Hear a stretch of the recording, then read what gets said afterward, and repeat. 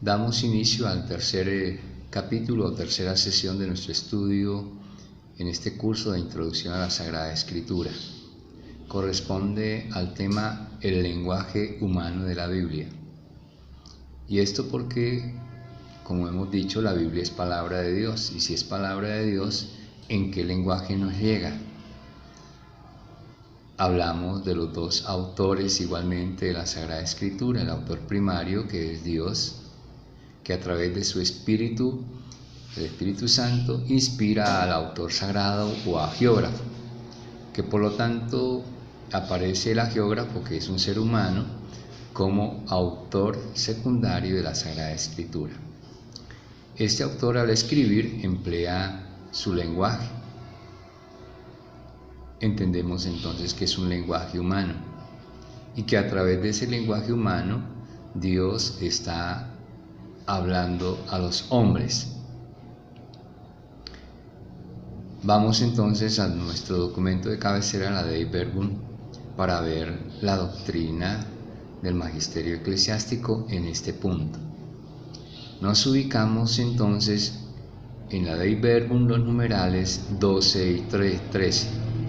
Quiero resaltar de estos numerales las ideas centrales que corresponden a este tema del lenguaje humano de la Sagrada Escritura. Nos centramos en el numeral 12 en primer lugar, y en el puro comienzo ya nos dice: habiendo pues hablado Dios, ahí corregimos esa palabrita que figura hablando y es hablado Dios. Habiendo pues hablado Dios en la Sagrada Escritura, Dios es el que ha hablado. ¿Cómo habla? Entonces dice, ha hablado por hombres y a la manera humana.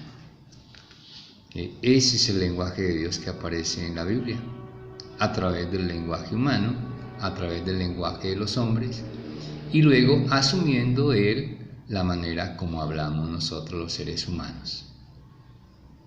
Por eso entonces vamos considerando la Sagrada Escritura como algo muy divino, sí, porque es la obra de Dios, pero también muy humana, porque está el concurso del agiógrafo, del ser humano. Ahí ya queda claro entonces el lenguaje al cual se hace referencia en este capítulo. El lenguaje de la Biblia es el lenguaje de los seres humanos, como hablamos los hombres, eso está muy claro. Luego, a partir de esta gran afirmación, entonces viene la consecuencia, que para que el intérprete de la Sagrada Escritura comprenda lo que Dios quiso comunicarnos, debe investigar con atención lo que pretendieron expresar realmente los agiógrafos, y que por lo tanto Dios quiso manifestarnos con las palabras de ellos. Otra manera de hacer referencia a lo que es el lenguaje de la Biblia, el lenguaje de la palabra de Dios, nuestro propio lenguaje. Eso es lo que debemos tener en cuenta en este numeral respecto al tema que estamos tratando.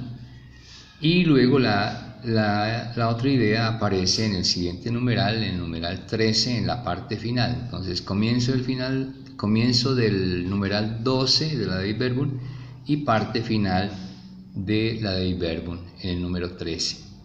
Y allí en el número 13 encontramos la siguiente expresión que va en relación con lo que acabamos de decir.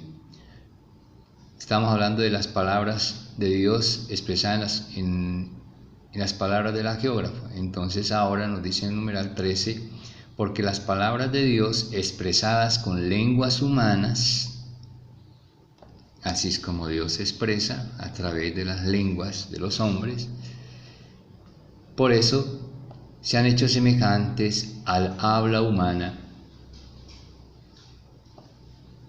La palabra de Dios es semejante a nuestra palabra humana.